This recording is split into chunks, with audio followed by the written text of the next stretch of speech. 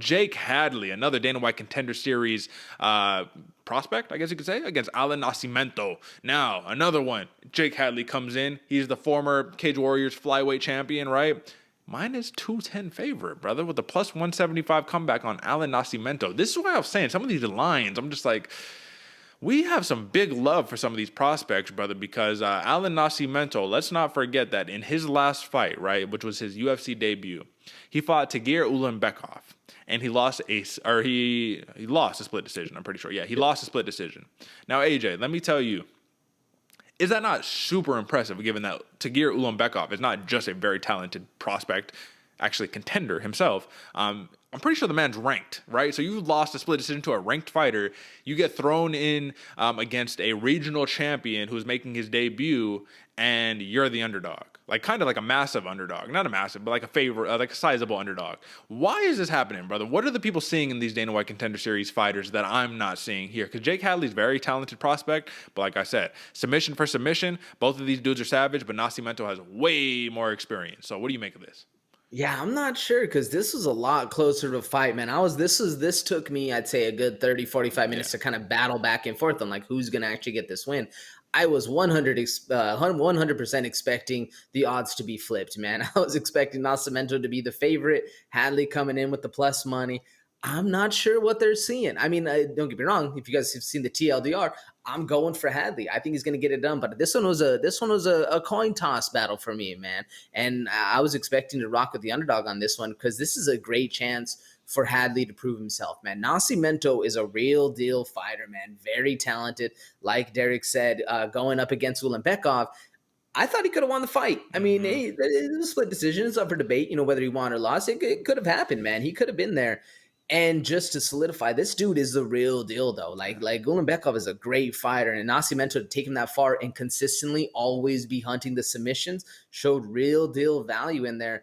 I'm honestly not really sure. And like I said, I'm going for Hadley, but I'm not sure how he's the favorite on this one because Nascimento is talented, bro. Yeah, brother. That's why I feel like this is why it's our job to cut through the hype and to actually look at it for what it is and say, minus 210 for Hadley. Once again, Nascimento, live dog. I see it with that plus money at plus 175. Either way, it's going to be a tough test. It's not going to be an easy fight by any stretch of the imagination. And this is why this bout is kicking off the main card. Because Jake Hadley, brother, pressure. He's pressure. He's in your face. He wants to be in your face. He wants to use a slick, basic, and I do not say that in a derogatory sense. I love the term basic in terms of his fundamentals for his striking. Just a 1-2 down the pipe, stay in your face, cut off the cage, try to work the takedown. Once it gets you to the ground, let's look at his last 5. Decision win, 3rd round rear naked choke, 1st round TKO with punches, decision win, 2nd round rear naked choke. When he gets on you, brother, he's like white on rice. He's on you, brother, you know what I mean? But Allan Nascimento, like you had said earlier, he's always submission hunting. So this kind of made me wonder if this turned into a nullification of the grappling into a straight kickboxing match, who do you see having the favorite? Man, I see Hadley having the favorite, and that's actually what I was going to on this one because I think Nascimento is better on the ground, but in that aspect, he's better on his back on the ground, where Hadley's better on the ground on top. So if it does get nullified, or even if there's a ground game, I think the judges will see it for Hadley just because of position. Yeah. But if both of those get nullified, which it easily can, I think Hadley has the more basic, the more technical striking. Sure, it might not be as flashy. Allan Nascimento's a little wild. He can get a little wild in there, which is fun to watch. But Hadley, those 1s and 2s down the pipe and that slick head movement he has, man, he looks good in there and he's sharp. So I think Hadley has the little bit of striking advantage. What about you? Well, I'd have to say Hadley has the advantage in terms of like the technical aspect of it, in terms of just, like I said, that beautiful basic style. I love the fundamentals, but I think that Nascimento has the wild man style. He's a little more grown into a body. He's a 30-year-old man. And when you're looking at it, brother, it just blows my mind. 13 submission victories, never been submitted, never been knocked out. Hadley has 4 submission victories, never been submitted, never been knocked out. That's really what it comes down to me right there. You know what I mean? His 2 losses in his last 5 for Allan Nascimento, or I guess 2 of the 3 losses in his... Yeah, all 3 of his losses in his last 5 are all split decisions. What does that mean to you?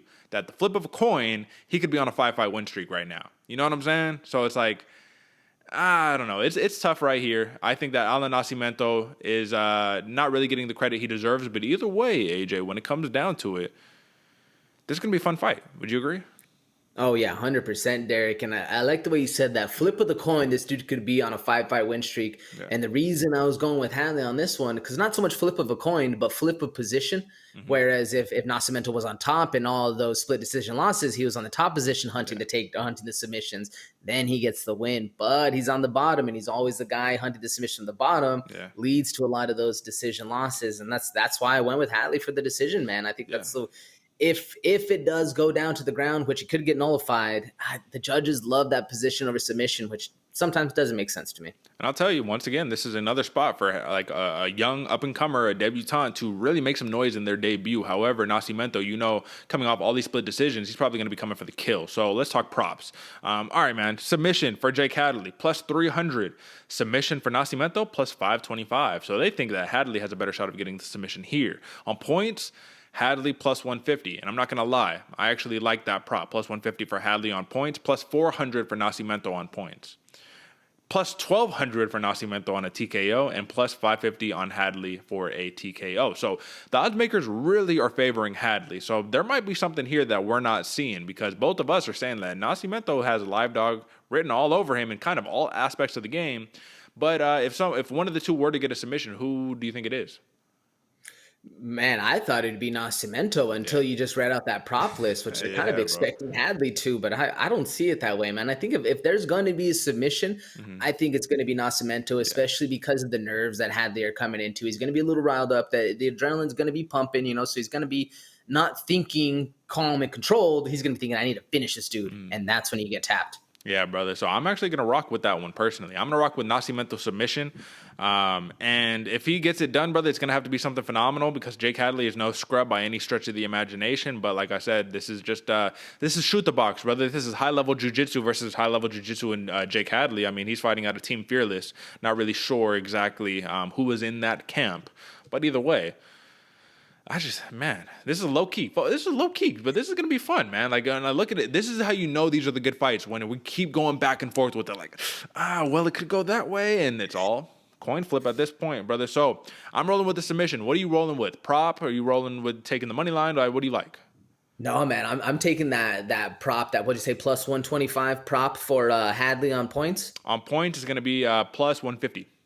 150. I love that, man. I love that for Hadley, especially because that's how I think this fight's going down to points, and it's way better than that minus 210. So I'm taking that Hadley by decision on points, plus 125 or plus 150. I like that a lot. Plus 150. So, yeah, I'm going to rock with the submission prop here for Nascimento. I think that he can get a finish. However, let's just hedge our bet and take the plus 175 money line. So you can see where I'm going here logically, folks. I think the money line in some of these cases for these live dogs, you have to take it just because. Now, obviously, if you want to take the submission for Nascimento, plus 525, I mean, that's pretty ridiculous right there. So what would you rather have? But either way, if there's just like an overall method of victory, Nascimento plus 175 money line, you gotta love it. So that is your main card, folks.